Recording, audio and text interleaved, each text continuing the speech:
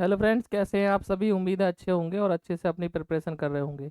जैसे हमारी जो सीरीज चल रही थी वो सीरीज चल रही थी कि सर कंपटीशन एग्जाम के लिए टॉपिक वाइज अध्ययन कराने की सीरीज थी। तो आज स्टार्ट करते हैं एक फिजिक्स का बेहतरीन टॉपिक, क्योंकि आने वाले जो एग्ज़ाम है आर ओ का एग्ज़ाम हो, चाहे पुलिस कांस्टेबल का हो, चाहे एसआई का हो, चाहे यूपी पीसीएस का हो, सभी एग्जाम में 2 से 3 क्वेश्चन जो ट्रेंड चला है वो ट्रेंड चला है सर।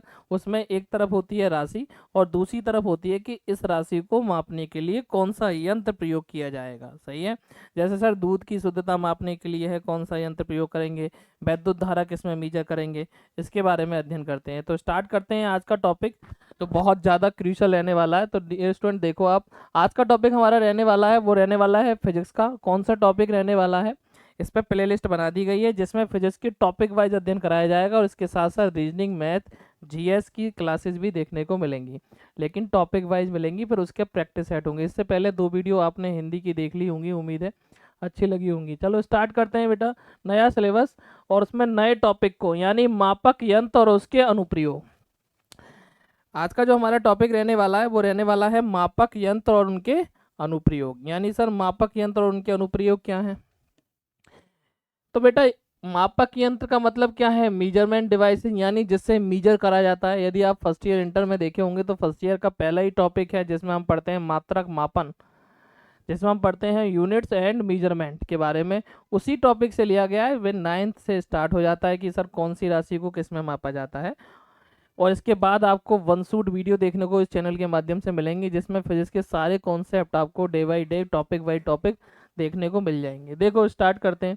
तो मापक यंत्र और उनके अनुप्रयोग, यानी measurement devices and its usages, यानी कौन सा यंत्र का प्रयोग कहाँ पर होगा, कौन से यंत्र का प्रयोग कहाँ पर होगा। क्वेश्चन कैसा आता है, क्वेश्चन का फॉर्मेट क्या है, यह आएगा सर भूकंप की तीव्रता को मापने वाला यंत्र निम्नलिखित में से कौन सा है। भूकंप की तीव्रता को मापने वाला यंत्र निम्नलिखित में से कौन सा है। 4 ऑप्शन होंगे, सिस्मोग्राफ है कि सर हाइग्रोमीटर है, हाइड्रोमीटर है या लेक्टोमीटर है। तो जो प्रीवियस ईयर 1999 से अभी 2023 तक जितने क्वेश्चन आए हुए हैं, जो प्रीवियस ईयर PYQ में आए हुए क्वेश्चन है, उन सबको मोस्ट इंपोर्टेंट ओनली 25 एपरेटस को पीपीटी के माध्यम से हम लाए हैं। तो डी स्टूडेंट देखें, यानी पहला आता है, मैंने टेबल बना दी है पूरी तरीके से, एक तरफ मापक यंत्र और दूसरी तरफ उपकरण। इसके अलावा डी स्टूडेंट ये और किस फॉर्मेट में देखने को मिलता है, ये क्वेश्चन ऐसे भी मिलता है कि एक सूची बनी हुई होगी, 4 यंत्र लिखे होंगे यहाँ पर और यहाँ पर लिखी होंगी राशियाँ, और आपको मिलाना होगा कि कौन से यंत्र से कौन सी राशि मिलेगी, यानी मिलान करो। इस तरीके से भी ये पीसीएस का पैटर्न है। सही है। आरओ का पैटर्न ऐसा होता है। जो वनडे एग्जाम होते हैं उसमें क्वेश्चन तो डायरेक्ट आता है कि हाइग्रोमीटर किसको मापेगा, आपेक्षिक तीव्रता को। लेकिन जो और एग्जाम्स हैं उनमें ये क्वेश्चन किस फॉर्मेट में आता है कि टेबल बनी होती है, यहाँ होता है मापक यंत्र, यहाँ होता है मापक यंत्र, और दूसरी तरफ टेबल होती है, वो होती है डियर स्टूडेंट, वो होती है राशियों की। किसकी होती है बेटा, राशियों की। यहाँ पर 4 यंत्र होंगे, 4 राशि होंगी, उनका सही विकल्प चुनना है कि सर पहले का दूसरा, तीसरा, चौथा, पहला कौन सा सही है। इस फॉर्मेट में भी देखने को मिलता है। इसके बाद मैं इसकी प्रैक्टिस कराऊंगा, वो भी वीडियो आपको देखने को मिलेगी जिसमें प्रीवियस ईयर के क्वेश्चन होंगे वो कराए जाएंगे। अभी कंटेंट पे काम करते हैं। क्या है कंटेंट हमारा, देखो डियर स्टूडेंट, पहला है हाइग्रोमीटर। क्या है बेटा, हाइग्रोमीटर। पहला है हाइग्रोमीटर। तो हाइग्रोमीटर पुलिस में आया हुआ क्वेश्चन है, किसको मापता है, आपेक्षिक आर्द्रता। किसको मापता है, आपेक्षिक आर्द्रता, यानी रिलेटिव डेंसिटी को मापता है। किसको मापता है, रिलेटिव डेंसिटी को मापता है। यानी यदि हम बात करें आर्द्रता का मतलब मॉइस्चर होता है। क्या होता है, मॉइस्चर। सही है। तो मॉइस्चर को मापता है। दूसरा आता है यंत्र, बताओ हाइड्रोमीटर किसको मापने का यंत्र है। तो हाइड्रोमीटर द्वारा मापा जाता है आपेक्षिक घनत्व। आपेक्षिक का मतलब होता है रिलेटिव, यानी किसी दूसरे के सापेक्ष उसकी मात्रा, वो कहलाता है आपेक्षिक। सर तीसरा आता है, ये बहुत आया हुआ क्वेश्चन है, लैक्टोमीटर, कि इस टाइम जो है दूध की शुद्धता को मापने वाला यंत्र कौन सा है, लैक्टोमीटर। कौन सा यंत्र है, लैक्टोमीटर। सही है। अगला आता है सर रेडियोमीटर द्वारा। तो जो रेडिएशन है हमारी उसको कौन मापता है, कौन सा यंत्र, रेडियोमीटर। तो ये ऐसी भी टेबल आती है जैसे लिखा हुआ है कि बताओ हाइग्रोमीटर को, ये तो बिल्कुल साफ लिखा हुआ है, इसमें एक गलत होगा। जैसे रेडियोमीटर की जगह यहाँ लिख दिया सर, यहाँ डैश में लिख दिया कि सर ये वैद्युत धारा मापता है। तो क्वेश्चन ऐसे भी देखने को मिलता है कि सर निम्नलिखित में से कौन सा मिलान गलत है। तो कौन सा मिलान गलत हो जाएगा फिर, रेडियोमीटर का वैद्युत धारा से। वरना सारे क्वेश्चन वन लाइनर भी देखने को मिलते हैं। सही है। विकिरण का मतलब होता है रेडिएशन। विकिरण का मतलब क्या होता है बेटा, रेडिएशन। यानी जैसे सूर्य से प्रकाश की किरणें आती हैं तो वो फैलती हैं चारों दिशाओं में, तो उसे बोला जाता है कि प्रकाश का विकिरण हो रहा है। क्या हो रहा है, विकिरण। और सारे कॉन्सेप्ट आपको मिलेंगे, जैसे ही आएगा वर्ड उसका मीनिंग उस टाइम बता दिया जाएगा। देखो डियर स्टूडेंट, आगे बढ़ते हैं और आगे करते हैं। देखो नेक्स्ट, यदि हम नेक्स्ट बात करें तो अगला आता है फेदोमीटर। कौन सा आता है, 90 में पूछा गया था फेदोमीटर द्वारा क्या मापा जाता है। तो फेदोमीटर द्वारा जो समुद्र की गहराई होती है उसको मापा जाता है। किसको मापा जाता है डियर स्टूडेंट, मैंने लिख दिया है कौन से एग्जाम में आया हुआ है। तो फेदोमीटर द्वारा समुद्र की गहराई को मापा जाता है। किसको मापा जाता है, समुद्र की गहराई को मापा जाता है। किसके द्वारा, फेदोमीटर द्वारा। सर समुद्र की गहराई आपने देखा होगा स्टेशन पे लिखा होता है समुद्र तल से इतनी ऊंचाई पर, समुद्र तल से इतनी ऊंचाई पर, तो कोई ज्यादा थोड़ी ना है नीचे। तो क्या सर कौन सी विधि द्वारा, अब थोड़ा कॉन्सेप्ट को और डिटेल में करते हैं। फेदोमीटर क्या काम करता है सर, फेदोमीटर द्वारा समुद्र की गहराई तो मापी जाती है कि नीचे समुद्र सर कितना गहरा है। जैसे आप जीएस का प्रिपरेशन कर रहे होंगे तो मेरियाना गर्त दुनिया का सबसे गहरा गड्ढा है। इस दुनिया में सबसे गहरा गड्ढा कहाँ है, मेरियाना गर्त। तो कोई गया होगा क्या मेरियाना गर्त में, नहीं। उसको क्या करा जाएगा, क्योंकि बेटा वेव्स छोड़ी जाती हैं समुद्र के अंदर, क्या छोड़ी जाती हैं, वेव्स। और उसको भी मैंने यहाँ लिखा होगा पीपीटी में। यदि हम बात करें समुद्र की गहराई कैसे मापी जाती है, सबसे ज़्यादा आता है कॉन्सेप्ट, तो वन लाइनर मिलेंगे, इसके साथ साथ कॉन्सेप्ट और क्लियर करा जाएगा। तो क्या होता है, जैसे ये समुद्र का तल है बेटा, ये समुद्र का तल है। अब सर पनडुब्बी वगैरह जब नीचे जाती हैं, हम जानते हैं कि हमारा जो आयात निर्यात है वो समुद्र के रास्ते भी होता है, समुद्र के रास्ते भी चीज़ें आती हैं। तो क्या होता है, जब जहाज किसी बंदरगाह से छूटा और नए बंदरगाह से आया तो उसके बीच में कनेक्शन होता है कि सर इस टाइम जहाज यहाँ पर है, इस टाइम जहाँ यहाँ पर है। कभी जब कनेक्टिविटी कट हो जाती है दो बंदरगाह के बीच में, जब कनेक्टिविटी क्या हो जाती है, कट, क्योंकि समुद्र का जो क्षेत्रफल है वो बहुत ज़्यादा है। तो कहाँ पर कनेक्टिविटी कम है, बस केवल ये बता सकता है नेट कि यहाँ से कनेक्टिविटी कम है। अब यहाँ से वो गया कहाँ जहाज, और कितनी गहराई पर डूबा, जैसे टाइटैनिक भी डूबा था, कितनी गहराई पे डूबा, इसका पता कौन सी विधि से करेंगे। ये तो सर यंत्र है कि समुद्र की गहराई को किससे मापेंगे।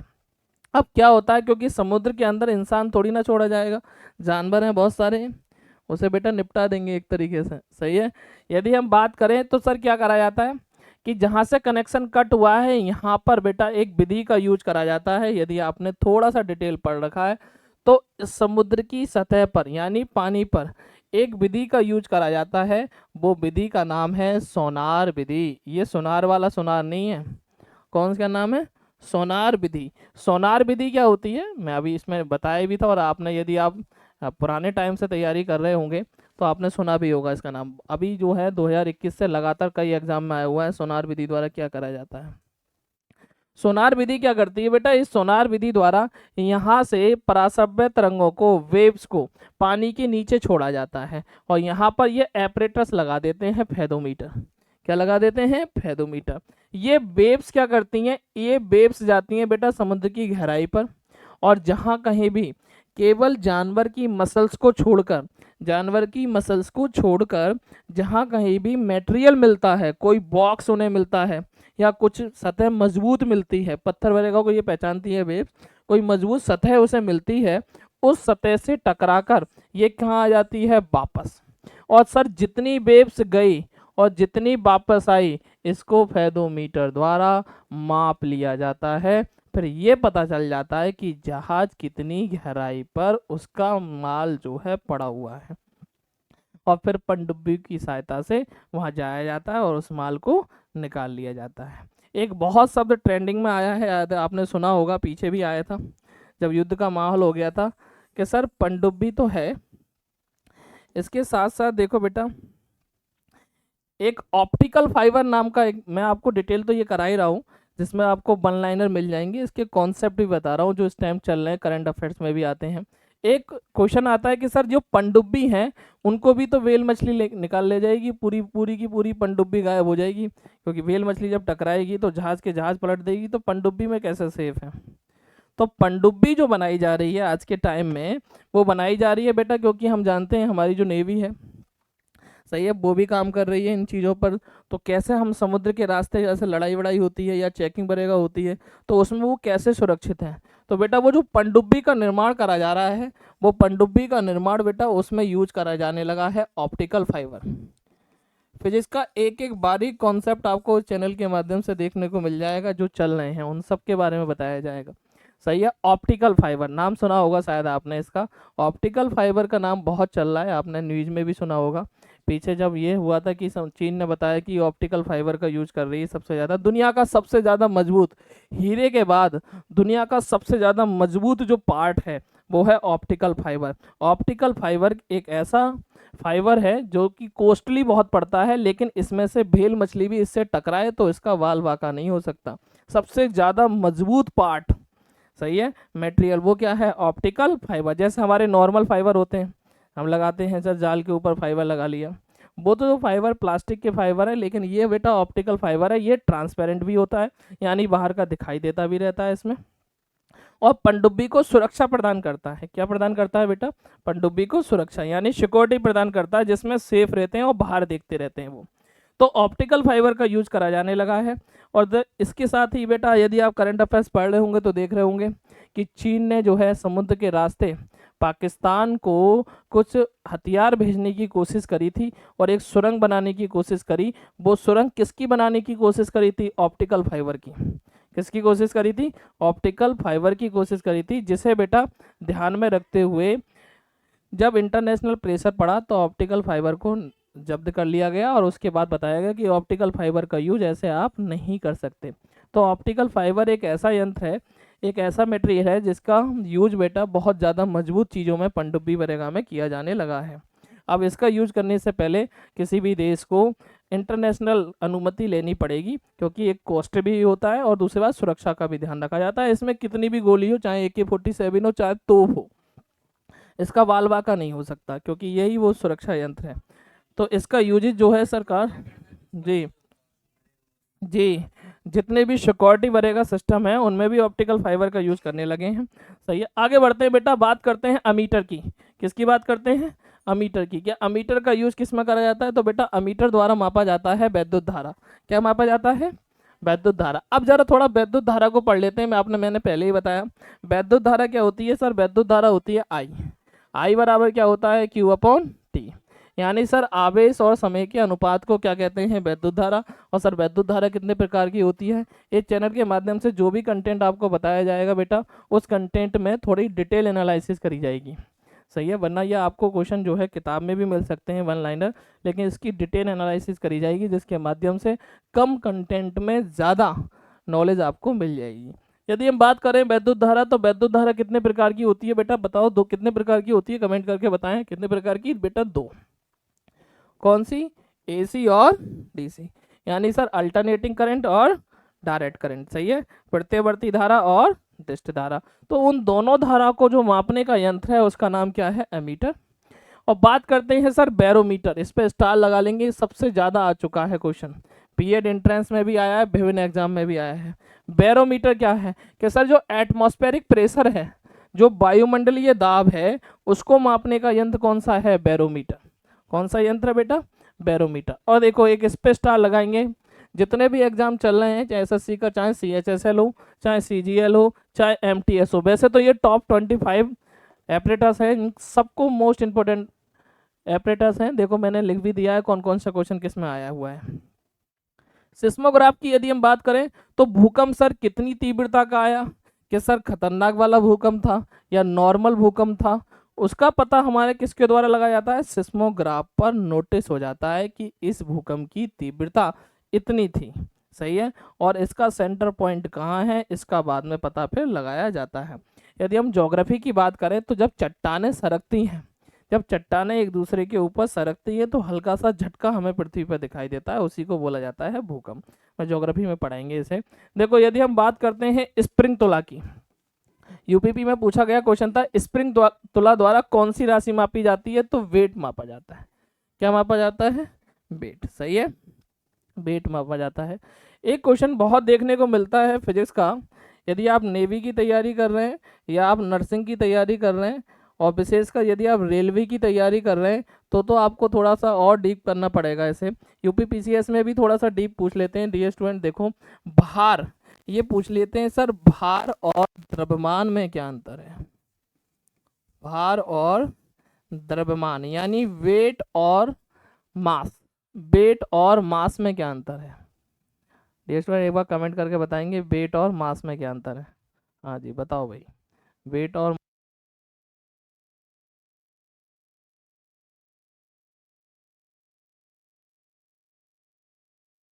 दोनों, दोनों के दोनों मात्रक। हाँ बताओ बेटा, दोनों के दोनों मात्रक क्या होते हैं? बेटा दोनों को ही किलोग्राम में मापते हैं। एक ऐसी राशि, क्योंकि मैंने बताया जब भी आपको फिजिक्स की वीडियो इस चैनल पर मिलेगी आपको एक अलग ही कंटेंट देखने को मिलेगा इसके माध्यम से। यदि हम बात करें तो कुछ राशि ऐसी हैं जिनके मात्रक को देखकर, वैसे साधारणतः क्या होता है कि मात्रक देखकर हम अंदाजा लगा लेते हैं कि ये है और ये है, लेकिन दोनों का मात्रक ही क्या होता है? किलोग्राम होता है। तो सर द्रव्यमान और भार में क्या अंतर है? बहुत बड़ा अंतर है द्रव्यमान और भार में। एक माइनर सा फॉर्मूले का अंतर है पहली बात तो, जो कि एक जमीन आसमान का अंतर पैदा कर देता है। वो क्या है कि इंसान का भार चेंज होता रहता है, कभी वो 80 किलो का दिखाई दे रहा है, कभी वो 50 किलो का दिखाई दे रहा है, सही है। और कभी पृथ्वी पर वो जो है 60 किलो का है, चंद्रमा पर वो जो है 6 किलो का है। तो वो जो चेंजेज होता है वो भार में होता है। किस में चेंजेज होता है? भार में। लेकिन बेटा द्रव्यमान इंसान का कभी भी चेंज नहीं होता, यानी सर द्रव्यमान जो है वो चेंज नहीं होता और भार क्या होता रहता है? चेंज होता रहता है। क्यों चेंज होता है सर? क्योंकि बेटा भार को किससे प्रदर्शित करते हैं? डब्लू से। इसका सूत्र क्या होता है? डब्लू बराबर एम जी। तो इसमें क्योंकि जी काम करती है, जी का मतलब ग्रेविटी काम करती है, और ग्रेविटी हर प्लानेट पर क्या होती है? अलग अलग होती है। और एक प्लानेट पर भी ऊपर जाने पर नीचे जाने पर भी जी का मान चेंज होता रहता है। इसलिए अभी जब हम झूले में ऊपर की तरफ जाते हैं तो लगता है हम में है दम, और जैसे ऊपर से कहाँ आते हैं? नीचे आते हैं, फिर हमें हल्का महसूस होता है अपना वजन। उसका कारण है जी। क्या कारण है बेटा उसका? जी, सही है। जैसे ही आप धरातल से गहराई पे जाएंगे तब भी आपको हल्का सा महसूस होगा, जैसे ही आप बहुत ऊंचाई पे चले जाएंगे तब भी आपको अपने वेट में अंतर महसूस दिखाई देगा। वो किसके कारण दिखाई देगा? जी के कारण। जी को क्या बोलते हैं? गुरुत्वीय त्वरण। क्या बोलते हैं बेटा? गुरुत्वीय त्वरण। यदि हम बात करें सर जी की, तो जी का मान कितना होता है बेटा? जी का मान होता है 9.8 मीटर प्रति सेकंड स्क्वायर। जितने आप ओरली और डीप जाके याद करेंगे चीज़ें याद रहेंगी। कुछ बच्चे कह रहे हैं कमेंट नहीं पढ़ रहे हैं, देखो तो वो जो आप यदि डाउट लगे तो बेटा कमेंट कर सकते हैं। आपको थोड़ा सा कम समय में ज़्यादा से ज़्यादा कंटेंट देने की कोशिश की जा रही है। यदि वीडियो अच्छी लग रही हो तो आप उसे लाइक कर सकते हैं, ज़्यादा से ज़्यादा शेयर कर सकते हैं। एक बेहतरीन content daily by daily schedule से देने की कोशिश आपको इस चैनल के माध्यम से मिलेगी। यदि आप बात करें तो जी का मान कितना होता है? 9.8 मीटर प्रति सेकंड स्क्वायर होता है, और जी का मान चेंज होता रहता है। जी का मान बेटा चेंज होता रहता है, जिसके कारण व्यक्ति को भारहीनता का अनुभव होता है। हल्कापन और भारीपन होना किसके कारण है? जी के। और बेटा द्रव्यमान का फॉर्मूला क्या है? ओनली एम, इसलिए द्रव्यमान कभी चेंज नहीं होता। और भी बताएंगे, घनत्व बराबर होता है द्रव्यमान बटे आयतन। ये थोड़ी सी और डीप है, बताऊंगा जब मैं पढ़ाऊंगा। देखो ये आगे विधि जिसकी एनालिसिस मैंने पहली करी थी, ये बहुत क्वेश्चन आया हुआ है कि सर सोनार विधि द्वारा, क्योंकि आज के टाइम में मशीन्स का यूज़ इंसान की लाइफ को आसान बनाने के लिए और उसको टेक्निकल बनाने के लिए यूज करा जा रहा है। तो मैंने अभी थोड़ी देर पहले ही बताया कि सोनार विधि का यूज क्या है बेटा? पराश्रव्य तरंगें छोड़ी जाती हैं, अल्ट्रासोनिक वेव छोड़ी जाती हैं। ये किसी जहाज में जो मटेरियल होता है जो गिर जाता है, डूब जाता है समुद्र के अंदर, उससे टकराती हैं और टकरा कर कहाँ आती हैं? वापस आती हैं, जिससे अंदाज़ा लगा लिया जाता है कि ये जहाज का मटेरियल इतनी दूरी पर इतनी गहराई पर स्थिर है। पनडुब्बी जाती है, उस मटेरियल को क्या ले आती है? ले आती है ऊपर, समुद्र के ऊपर, सही है। यदि हम बात करें सर एनीमोमीटर, तो सर एनीमोमीटर बहुत काम का एपरेटस है कि जब हवा चल रही होती है तो कौन सी हवा आंधी कहलाएगी, इसका पता किसके द्वारा लगाया जाएगा? एनीमोमीटर। ये क्या बताता है? वायु की स्पीड को, वायु की स्पीड को बताता है कि वायु कितनी स्पीड से चल रही है बेटा, सही है, आया हुआ क्वेश्चन है यूपी पीसीएस का कि निम्नलिखित में से, ऐसे भी क्वेश्चन आया था, वायु की चाल को मापने वाला यंत्र है, तो आप क्या लगाएंगे? यानी सर ये कैसी, ये क्वेश्चन ऐसे है रिवर्सेबल रिएक्शन की तरह है, ये से ये पूछ सकता है एनीमोमीटर से वायु की चाल और वायु की चाल से एनीमोमीटर। सही है। अब एक क्वेश्चन यहां से भी निकलता है, यदि बात करते हैं चाल की, तो एक होता है बेटा चाल और एक होती है वेग। चाल को बोलते हैं बेटा स्पीड, क्या बोलते हैं? स्पीड। और वेग को क्या बोलते हैं? वेलोसिटी। क्या बोलते हैं सर? वेलोसिटी। तो कंटेंट आपको जो दिया जाएगा वो मिनिमाइज करके दिया जाएगा और फिर उसको डीप एनालिसिस इस वीडियो के माध्यम से कराई जाएगी। यदि हम बात करें तो बताओ बेटा चाल और वेग में, एक बार कमेंट करके बताएं चाल और वेग में क्या अंतर है, बताएं बेटा, एक बार कमेंट करके बताएं चाल और वेग में क्या अंतर है, बताइए बेटा।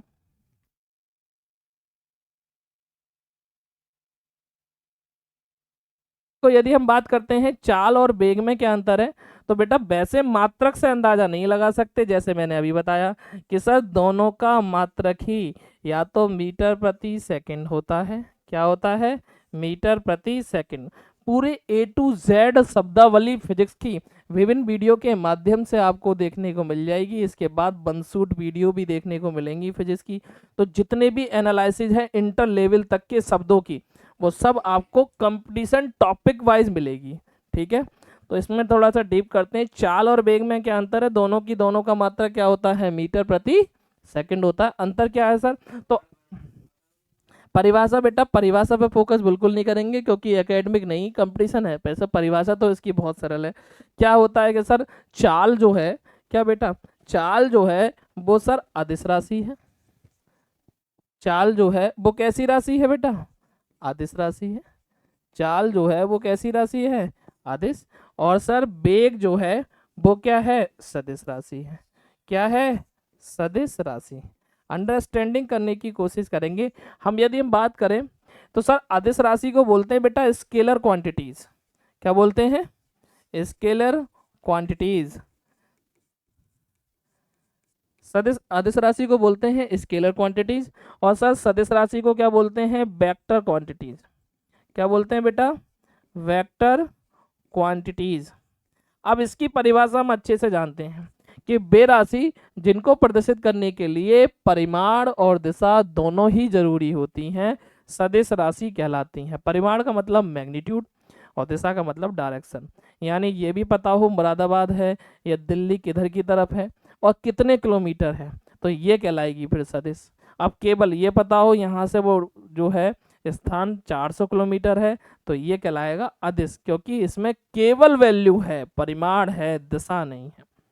आगे समझ में? देखो डियर स्टूडेंट, यदि हम बात करें तो चाल और वेग में क्या अंतर है? चाल जो है वो अदिश राशि है और वेग जो है वो सदिश राशि है। फिर इसके और टॉपिक वाइज अध्ययन भी देखने को मिल जाएगा, जिसमें मैं आपको चैप्टर वाइज समझाऊंगा। तो डियर स्टूडेंट, आज का हमारा जो टॉपिक है वो, क्योंकि वो टॉपिक है यंत्र और उसको मापने के लिए कौन सी राशि है, कौन सी राशि को किस यंत्र द्वारा मापा जाएगा, तो उसी को थोड़ा सा डीप एनालिसिस कर दिया है। आगे बात करते हैं, अगला आता है सर पायरोमीटर। क्या बेटा? पायरोमीटर द्वारा क्या मापा जाता है? उच्च ताप, हाई टेम्परेचर। जब बहुत ज्यादा टेम्परेचर होता है तो उच्च टेम्परेचर यानी हाई टेम्परेचर को मापने वाला यंत्र क्या कहलाता है? पायरोमीटर कहलाता है। क्या कहलाता है बेटा? पायरोमीटर। ठीक है, आगे बढ़ते हैं। स्क्रीनशॉट ले लेंगे, यदि आपको देख रहा है बेटा तो स्क्रीनशॉट वीडियो को रोक के ले सकते हैं। हाँ जी, एमआरआई में ही काम आती है। बिल्कुल सही है बेटा, बच्चा कमेंट कर रहा है कि सर ये जो तरंगे हैं, तरंगों का टॉपिक समझाऊंगा, जिसमें बेटा तरंगों के बारे में बताया जाएगा कि सर ध्वनि तरंगे, पराश्रव्य तरंगे, श्रव्य तरंगे, ऑडिबल वेव्स, सब डिटेल बताई जाएगी आपको, क्योंकि टॉपिक हमारा आज रहने वाला है, वो रहने वाला है यंत्र और राशियाँ। तो उसी पर फोकस करके बताया गया है। आपको और कौन सा टॉपिक के लिए वीडियो चाहिए कमेंट करके बता सकते हैं, उस टॉपिक की डीप एनालिसिस करके आपको कंटेंट मिल जाएगा। मैं बताऊंगा आपको अनुप्रस्थ तरंगें क्या होती हैं, अनुदैर्ध्य तरंगें क्या होती हैं, ट्रांसफर वेव्स क्या हैं, इन सब के बारे में बताया जाएगा। सही है, रेडियो वेव्स क्या हैं, एक्सरे क्या है, सीटी स्कैन क्या है, एमआरआई क्या है, अल्ट्रासाउंड क्या है, किस तरीके से वेव्स काम कर रही हैं, लाइट किस रूप में चल रहा है आगे, कि लाइट सर दो रूपों में देखने को मिलता है बेटा, यदि आप इंटर में देखा होगा तो लाइट जो है दो तरीके से हमें देखने को मिलता है सर। लाइट की दो क्वालिटी होती है बेटा। लाइट जो है कणों के रूप में आगे बढ़ता है, पार्टिकल्स के रूप में, जिन्हें फोटॉन्स कहते हैं। क्या कहते हैं? फोटॉन्स। कई बार आता है प्रकाश के कण निम्नलिखित में से क्या कहलाते हैं, तो क्या कहलाते हैं बेटा? वो कहलाते हैं फोटॉन्स। और ऊर्जा के बंडलों के रूप में आगे बढ़ता है, क्योंकि जाड़े आ रहे हैं तो देखो जैसी धूप आपकी त्वचा पर पड़ेगी थोड़ी ही टाइम में आपको एनर्जी का अनुभव होगा, क्योंकि उसके कण आपके शरीर पर पड़े हैं, तो वो एनर्जी के रूप में चलते हैं, जिन्हें फोटॉन्स कहते हैं। क्या कहते हैं? फोटॉन्स। फिर दूसरा पार्ट आता है प्रकाश के। यदि आप थोड़ा सा करेंगे तो बेटा प्रकाश के अंदर दो क्वालिटी होती हैं। कितनी क्वालिटी होती हैं? प्रकाश के अंदर दो क्वालिटी होती हैं। पूरा टॉपिक आपका क्लियर हो जाएगा, यदि डाउट लगे तो ऐसे बीच बीच में कमेंट करके पूछ सकते हैं। प्रकाश के अंदर दो क्वालिटी होती हैं। एक प्रकाश कणों के रूप में आगे बढ़ता है, through by the particles, through light through by the particles. और दूसरा प्रकाश तरंगों के रूप में आगे बढ़ता है। किसके रूप में बेटा? वजन लेके फिजिक्स को बिल्कुल याद ना करें, कॉन्सेप्ट और जनरल लाइफ से कनेक्ट करके याद करें।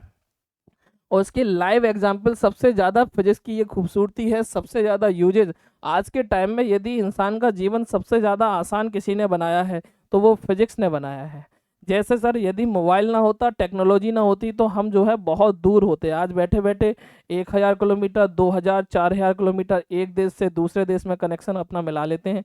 और सर और जैसे आप देख रहे हैं वर्ल्ड कप चल रहा है, तो उसके माध्यम से भी, हॉटस्टार के माध्यम से या विभिन्न माध्यमों से हम क्या देख पा रहे हैं? स्टेडियम में जो मैच चल रहा है उसका लाइव प्रसारण देख पा रहे हैं। ये सब टेक्नोलॉजी का कमाल है, सब फिजिक्स का कमाल है। इंसान का जीवन यदि एसी से आसान बना है तो उसका आविष्कार भी फिजिक्स के द्वारा किया गया है। इंसान जीवन में स्टार्टिंग से लेकर और जब तक वो जाता है, जब तक फिजिक्स में ही जीता है। ऐसा नहीं है, फिजिक्स एक बहुत इंटरेस्टेड सब्जेक्ट है, हमने उसे बेहार मान लिया। जैसे इंसान यदि पैदा होगा, आपको यदि प्रैक्टिकल एग्जांपल बताएं तो इंसान यदि पैदा होगा तो बेटा पैदा होगा बायोलॉजिकल टर्म से, लेकिन आएगा फिजिक्स के टर्म से। फोर्स के द्वारा वो आया इस दुनिया में, और आने के बाद जब डॉक्टर उसे हिला के देखेगा जीवित है या नहीं, तो सबसे पहले लगाएगा बल। क्या लगाएगा? बल। जैसी वो थोड़ी आवाज़ साउंड करेगा फिर नॉर्मल कंडीशन हो जाती है। जैसे ही बच्चा लेटेगा उसके बाद ये फैन चालू करेंगे या टेम्परेचर को मेंटेन करेंगे मशीन की सहायता से, तो क्या चल रहा है? फिजिक्स। थोड़ा सा बच्चा बड़ा होगा, बड़े के बाद वो बेटा चलना सीखेगा। चलते समय वो जरूर गिरेगा, क्योंकि उसे घर्षण बल का अनुभव नहीं है कि घर्षण बल कितना चाहिए कितना नहीं चाहिए। तो वो सब क्या है? फिजिक्स के टर्म। फिर वो चलने लगेगा, स्टार्ट करेगा, साइकिल चलाना सीखेगा, सब फिजिक्स के टर्म है। इसके बाद वो बेटा साइकिल चलाने के बाद मोटरसाइकिल सीखेगा, सब फिजिक्स के टर्म है। उसके बाद कार सीखेगा, या फिर उसके बाद हेलीकॉप्टर वगैरह में जहाँ भी जाएगा सारे फिजिक्स के टर्म हैं। उसके बाद यदि वो जाएगा भी तो उठाने के लिए भी लगाएगा बल, वो भी क्या है? फिजिक्स के टर्म है। और विभिन्न माध्यम से वो दुनिया को छोड़ के जाएगा, तो फिर बेटा माचिस यदि जलाई जाएगी तो वो क्या है? फिजिक्स। सही है। तो ये जो फिजिक्स है ये ज़िंदगी को आसान बनाती है। टेक्नोलॉजी जितना अपडेशन होगा उतनी ही हमारी जीवन क्या होगा? आसान। बात करते हैं अगला टॉपिक पे, बात करते हैं sir 13 audiometer. Audiometer तुमने देखा होगा बेटा, डीजे वगैरह में ऑडियो मीटर लगा होता है, तो ध्वनि की तीव्रता यानी कितनी स्पीड से ध्वनि जा रही है उसको मापने का यंत्र क्या है? Audiometer. तो ऑडियो मीटर द्वारा क्या मापा जाता है? ऑडियो मीटर द्वारा ध्वनि की तीव्रता मापी जाती है। क्या मापी जाती है बेटा?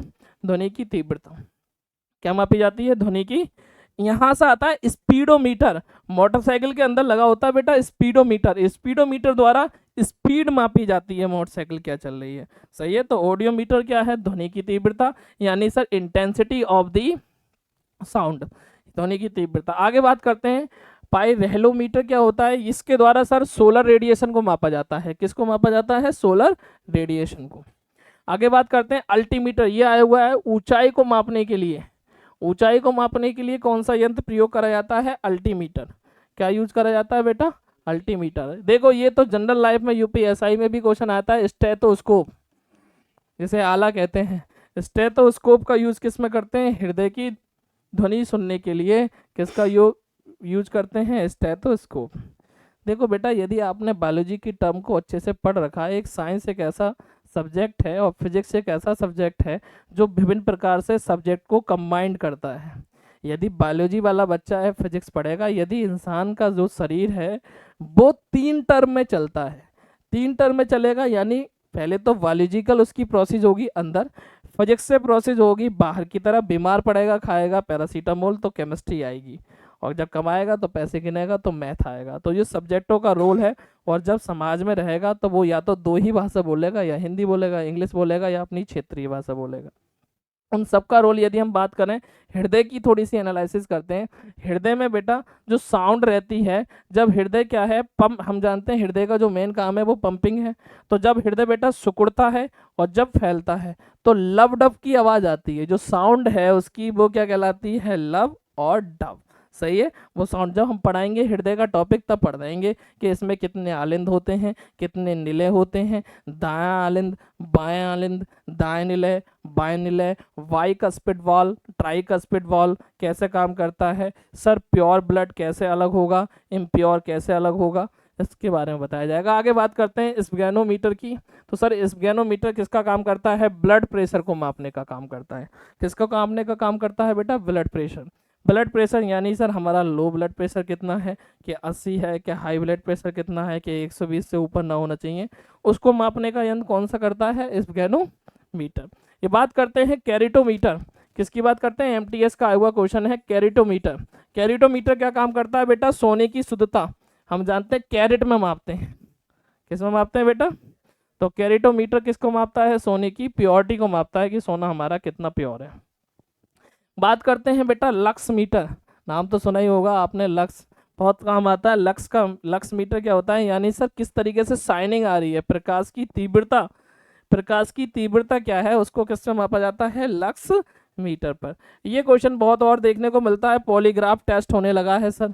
पॉलीग्राफ टेस्ट से ये अंदाजा लगाता है कि व्यक्ति झूठ बोल रहा है कि सच बोल रहा है, क्योंकि जब व्यक्ति झूठ बोलता है तो उसकी जो हमारी धड़कनें हैं, जो व्यक्ति की धड़कनें हैं वो कम या ज़्यादा होती हैं, उसको कंट्रोल कर पाना हर व्यक्ति के बस में नहीं है। उसी को बोलते हैं पॉलीग्राफी टेस्ट। क्या बोलते हैं बेटा, जो जिसके द्वारा झूठ का क्या लगाया जाता है पता। अब ऐसा तो लगा नहीं सकते झूठ का पता, तो यंत्र क्या है, वो क्या करेगा, वो आपके शरीर की जो एनर्जी है, जो शरीर वर्क कर रहा है, कोई पार्ट वर्क कर रहा है, उसकी वेव्स जैसे ही झूठ बोलेगा कम या ज़्यादा होंगी, और जब लिमिट से ऊपर होंगी तब मशीन बता देगी, जब लिमिट से कम होंगी तब मशीन बता देगी। तो वो टेस्ट क्या है, पॉलीग्राफी टेस्ट। क्या है, पॉलीग्राफी टेस्ट। आगे बात करते हैं कि सर हृदय गति को मापने के लिए कौन सा यंत्र प्रयोग किया जाता है, कार्डियोग्राम। क्या करते हैं बेटा, कार्डियोग्राम द्वारा हृदय की स्पीड को मापते हैं। सही है, कितने स्पीड से धड़क रहा है हृदय, वो कार्डियोग्राम है। आगे बात करते हैं, देखो वो हेलियोस्कोप। हेलियोस्कोप यानी सूर्य में, हम जानते हैं सूर्य में बहुत ज़्यादा एनर्जी है, और बहुत ज़्यादा एनर्जी होने के कारण सूर्य को देख पाना बेहद कठिन होता है। सही है, तो उसको देखने के लिए जिस यंत्र का प्रयोग किया जाता है उस यंत्र का नाम एनटीपीसी में भी आया हुआ है कि हेलियोस्कोप द्वारा क्या करा जाता है, तो सूर्य को देखने के लिए हेलियोस्कोप का प्रयोग किया जाता है। एक बार कमेंट करके बताएंगे, आप बताएंगे कि बताएं कि सर इतनी एनर्जी सूर्य के पास कहाँ से आई है कि करोड़ों वर्षों से लगातार सूर्य आग बरसाता है अप्रैल और मई के महीने में, जून के महीने में। टूटता हुआ तारा है, कुछ बच्चे कह रहे हैं टूटता हुआ तारा है, कुछ कह रहे हैं सर तारा है। तो बेटा तारे तो और भी हैं, लेकिन सूर्य के अंदर इतनी एनर्जी क्या है। हमारे पास कोई चीज़ की लिमिटेशन होता है, हमारे पास यदि बहुत सारा पैसा है तो एक टाइम आएगा कि वो पैसा खर्च हो जाएगा, आज नहीं तो 10 साल बाद, 20 साल बाद। क्यों नहीं हो सकती बेटा, बच्चा कह रहा है कि सर एनर्जी खत्म नहीं हो सकती, तो एनर्जी खत्म क्यों नहीं हो सकती, ऐसी क्या चीज है जो एनर्जी खत्म नहीं हो सकती। आप बेटा ये जो टॉपिक है ये कोई इंटर का स्पेशल टॉपिक, फर्स्ट ईयर का स्पेशल टॉपिक नहीं है, ये एक ऐसा टॉपिक है जो 9th-10th यानी जहाँ से साइंस स्टार्ट होती है वहाँ से टॉपिक स्टार्ट हो जाता है। कि कभी सोच के देखें कि सूर्य के अंदर इतनी एनर्जी आई कहाँ है। हम जानते हैं वैसे तो यदि हम बात करें ऑथेंटिक, यदि बात करते हैं समाज के रूप में, तो हम सूर्य को देवता मानते हैं, लेकिन साइंस जो है लॉजिकल चलती है और वो लॉजिक मानती है कि सूर्य के पास इतनी एनर्जी आई कहाँ से है। तो हम बात करें बेटा सूर्य के पास इतनी एनर्जी है, कई बार क्वेश्चन आया हुआ है कि सर सूर्य के पास इतनी एनर्जी कहाँ से है। तो बेटा सूर्य के अंदर जो रिएक्शन होती है वो रिएक्शन होती है नाभिकीय संलयन। कौन सी रिएक्शन होती है, नाभिकीय संलयन। नाभिकीय संलयन की रिएक्शन होती है सूर्य के अंदर। हमने अब दो नाम सुने होंगे, एक होता है न्यूक्लियर फिशन और एक होता है न्यूक्लियर फ्यूजन। एक क्या होता है न्यूक्लियर फिशन, एक होता है न्यूक्लियर फ्यूजन। यानी सर एक होता है, देखो बेटा यदि हम बात करें तो दो तरीके की रिएक्शन होती है, एक होती है नाभिकीय विखंडन, एक होती है बेटा नाभिकीय विखंडन और एक होती है नाभिकीय संलयन। एक होती है नाभिकीय विखंडन और एक होती है बेटा नाभिकीय संलयन। बात करते हैं सर नाभिकीय संलयन क्या है, परिभाषा हम याद नहीं करेंगे, एग्जाम्पल से याद करेंगे, क्योंकि क्वेश्चन एग्जाम्पल से ही आता है कि बताइए बेटा हाइड्रोजन बम ज़्यादा खतरनाक है कि परमाणु बम ज़्यादा खतरनाक है। सूर्य, हाँ हाइड्रोजन बम, एक बच्चा कह रहा है हाइड्रोजन बम ज़्यादा खतरनाक है, क्यों? क्योंकि नाभिकीय संलयन की अभिक्रिया हाइड्रोजन बम में होती है, खतरनाक दोनों हैं, मोर ज़्यादा जो है वो कौन सा है ना, वो है सर हाइड्रोजन बम। ऐसे ही बेटा नाभिकीय संलयन अभिक्रिया है क्या, क्या इसके अंदर सर हाइड्रोजन जुड़ते हैं? कमेंट करके बताएं बेटा कि नाभिकीय संलयन क्या है। यदि परिभाषा की बात करें तो नाभिकीय संलयन, संलयन का मतलब होता है जुड़ना, तो जरूरी नहीं है बेटा हाइड्रोजन ही जुड़े, और भी पार्टिकल्स जुड़ सकते हैं। जब चीजें, जब दो या दो से ज्यादा अणु, जब दो या दो से ज्यादा अणु आपस में मिलकर, जब दो या दो से ज्यादा अणु आपस में मिलकर एक बड़ा नाभिक, जब दो या दो से ज्यादा नाभिक आपस में मिलकर एक बड़ा नाभिक बनाते हैं, जब दो या दो से ज्यादा नाभिक आपस में मिलकर एक बड़ा नाभिक बनाते हैं तो यह अभिक्रिया क्या कहलाती है, नाभिकीय संलयन कहलाती है। क्या कहलाती है, नाभिकीय। इसलिए ये ज़्यादा इफेक्टिव होती है, ये ज़्यादा एनर्जी वाली होती है। यानी सूर्य के अंदर एक रिएक्शन है प्रॉपर, जो कि मैं पढ़ाऊंगा जब नाभिकीय विखंडन नाभिकीय संलयन पढ़ाऊंगा, तो आपको बताऊंगा कि सूर्य के अंदर कितने हाइड्रोजन निकल रहे हैं, कितनी एनर्जी निकल रही है, कितनी किलो कैलोरी एनर्जी निकल रही है, कैसे रिएक्शन हो रही है, उसके बारे में बताया जाएगा। अभी वे सिंपल के रूप में बताते हैं कि नाभिकीय संलयन का मतलब होता है दो या दो से ज़्यादा नाभिक आपस में मिलकर जब एक बड़ा नाभिक बनाए तो यह अभिक्रिया कहलाती है नाभिकीय संलयन। तो सूर्य का जो पार्ट टूटता जाता है, जो जो एनर्जी टूटती जाती है वो आपस में मिलकर फिर से एक नया नाभिक बना लेते हैं, जिससे करोड़ों वर्षों से लगातार चलने के बाद भी सूर्य का बाहरी सेल का, एक बार बेटा कमेंट करके बताएंगे कि सूर्य की सबसे बाहरी सेल यानी एक्सटर्नल जो सबसे बाहर की सेल है, जो परत है, जो लेयर है, उसका टेम्परेचर कितना होता है। एक बार कमेंट करके बताएं कि सूर्य की सबसे बाहरी परत का टेम्परेचर कितना होता है।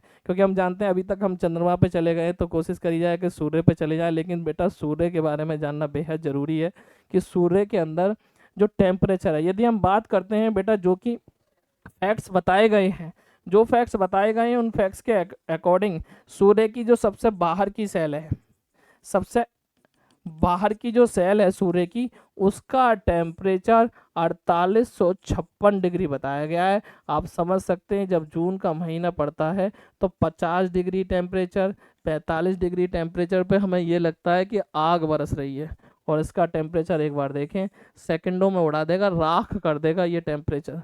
इतनी एनर्जी है सूर्य के पास, सही है।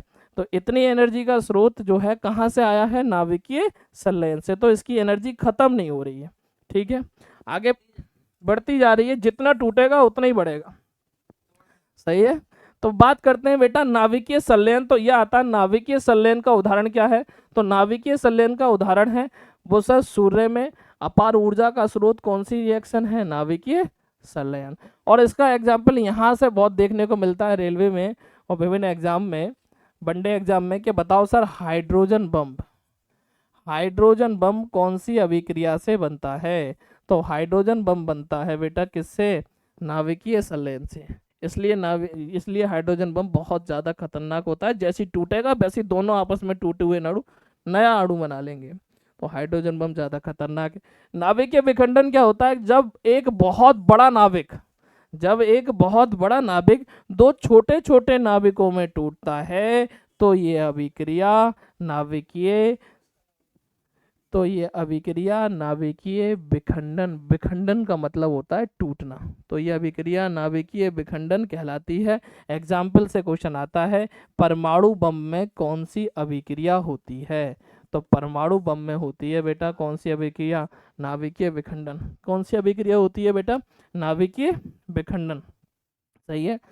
अब ये बहुत बड़ा अणु होता है। परमाणु बम के बारे में बात करें तो इसकी एनर्जी ऑलरेडी बहुत ज़्यादा है, लेकिन क्वेश्चन आता है कि सर हाइड्रोजन बम में और परमाणु बम में कौन ज़्यादा खतरनाक है? अब तक किसी भी देश ने हाइड्रोजन बम का यूज नहीं करा है, लेकिन परमाणु बम का यूज अमेरिका कर चुका है हिरोशिमा नागासाकी पर। आपने देखा होगा, पढ़ा भी होगा कि सर आपने 9 अगस्त को पढ़ा होगा कि इतने अगस्त को जो है हिरोशिमा और नागासाकी पर बम डाला था अमेरिका ने, कि आज भी वहाँ पर जो जनरेशन है वो अपंग पैदा हो रही है। उसका कारण है परमाणु बम की रिएक्शन, कि परमाणु बम जो डाला गया था जिसके कारण वहाँ पर जो है वो टेम्परेचर बताया जाता है कि 3 सेकंड के अंदर जो 800 किलोमीटर का एरिया है वो परमाणु बम 3 सेकंड के अंदर राख में कन्वर्ट कर देता है।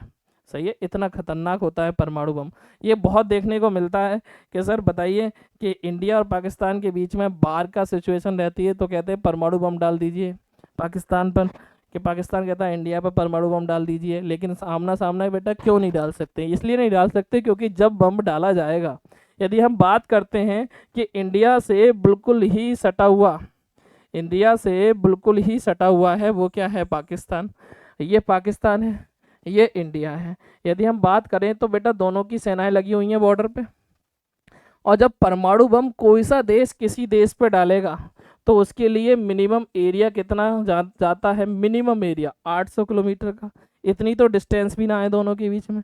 तो जब बम डाला जाएगा, यदि पाकिस्तान भी इंडिया के अंदर बम डालता है तो बम को नहीं पता है कि फटना 800 किलोमीटर इधर है, वो यहीं से फटेगा तो 400 तो ये जाएगा और 400 मिनिमम ये जाएगा, तो दोनों को ही नुकसान होगा। इसलिए जितनी तनातनी होती है उसमें परमाणु बम को दिखाया जाता है कि डाल देंगे। लेकिन बेटा हाँ, यदि डाल सकते हैं, यदि पाकिस्तान यहाँ से 800 किलोमीटर इंडिया के अंदर आए और अंदर आने के बाद बम डाले और ज़्यादा आए, इतना तो मिनिमम आए, और जो फोर्स बैठी हुई है चाहे देश की इधर हो चाहे देश की उधर हो, वो इतना टाइम इतनी डिस्टेंस हमारे देश में इतनी कड़ी सिक्योरिटी रहती है हर देश की कि जैसे परिंदा पर आता है तुरंत दिख जाता है कि यहाँ से कोई एक्टिविटी हो रही है। इसलिए परमाणु बम का यूज अमेरिका ने हिरोशिमा नागासाकी में इसलिए डाल दिया क्योंकि दोनों देशों के बीच की डिस्टेंस बहुत ज़्यादा है, तो उसने उसके लिए डाल दिया था क्योंकि उसमें अमेरिका को कोई लॉस नहीं है। तो बात करते हैं, आगे बढ़ते हैं और बात करते हैं सर परमाणु बम और हाइड्रोजन बम में कौन खतरनाक है? बताओ बेटा कौन सा खतरनाक है? हाइड्रोजन बम ज़्यादा खतरनाक है किससे? परमाणु बम से। दोनों ही खतरनाक है, एनर्जी दोनों से ही ज़्यादा निकलती है। तो आगे बात करते हैं बेटा, नेक्स्ट बात करते हैं पोटेशियोमीटर की। किसकी बात करते हैं बेटा? पोटेशियोमीटर। ये क्या होता है सर? वैद्युत वाहक बल को मापने का यंत्र। वैद्युत वाहक बल को मापने का यंत्र क्या है? पोटेशियोमीटर। यदि हम बात करते हैं सर वैद्युत वाहक बल क्या होता है, ये जो टॉपिक आया है हमारा वो आया है बेटा वैद्युत वाहक बल का। किसका आया है बेटा? वैद्युत वाहक बल। यदि आप बेटा इंटर में ठीक से करी होगी तैयारी तो आप जानते होंगे, वैसा क्वेश्चन भी पूछ लेता है कि सर वैद्युत वाहक बल को बेटा कहते हैं EMF। क्या कहते हैं? EMF। एक होती है बेटा वोल्टेज, एक क्या होती है? वोल्टेज। एक होती है वैद्युत वाहक बल। तो यदि हम बात करें इलेक्ट्रोमोटिव फोर्स बोलते हैं इसे, क्या बोलते हैं? Electromotive force. दोनों ही बोल्ट में होते हैं, यानी वैद्युत वाहक बल का मात्रक भी क्या होता है? बोल्ट होता है।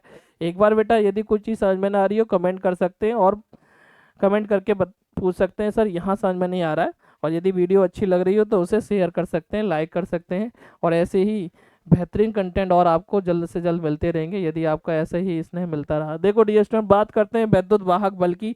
तो वैद्युत वाहक बल क्या है? इसे क्या बोलते हैं बेटा? EMF, electromotive force.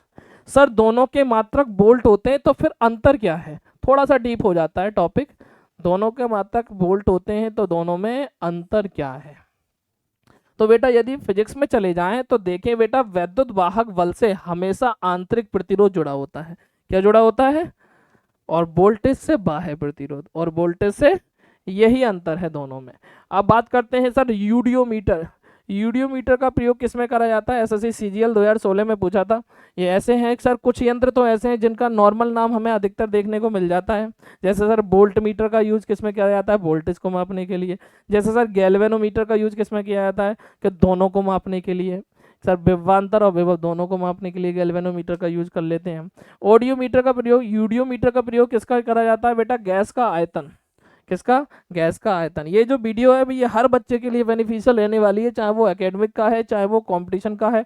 विशेषकर जो कंपटीशन का बच्चा तैयारी कर रहा है उसके लिए जहां फिजिक्स दिखाई देगी तो 2 क्वेश्चन जरूर देखने को मिलते हैं, वो इस टॉपिक से देखने को मिलते हैं कि सर मापक यंत्र और उनको मापने के लिए जो राशि प्रयोग करी जाती है वो। लास्ट है हमारा बेटा आज का, वो है ऑक्सेनोमीटर। क्या है? ऑक्सेनोमीटर। कि सर पेड़ पौधे की वृद्धि मापने के लिए हम देखते हैं, हम जब हम पौधा लगाते हैं देखते हैं कि सर हम तो बहुत दिनों से पानी लगा रहे हैं लेकिन इसमें वृद्धि ना पता चल रही है, कितना बढ़ रहा है नहीं बढ़ रहा है। जब साइज में दिखाई देता है तब हम माप पाते हैं कि जो है पौधा बढ़ रहा है। जबकि यदि उसका पता लगाएं तो बेटा ऑक्सेनोमीटर के द्वारा भी पता लगाया जा सकता है कि पौधे में ग्रोथ हो रही है या नहीं हो रही है। तो ये रहे हमारे टॉप 20 एपरेटस जिनके द्वारा ये पता लगाया जा सकता है आसानी से कि सर कौन सा यंत्र का प्रयोग कौन सी राशि में किया जाएगा या कौन सी राशि को किस यंत्र से माप सकते हैं। कैसी लगी वीडियो आपको एक बार कमेंट करके ज़रूर बताएं। तो आज के लिए इतना ही, थैंक यू।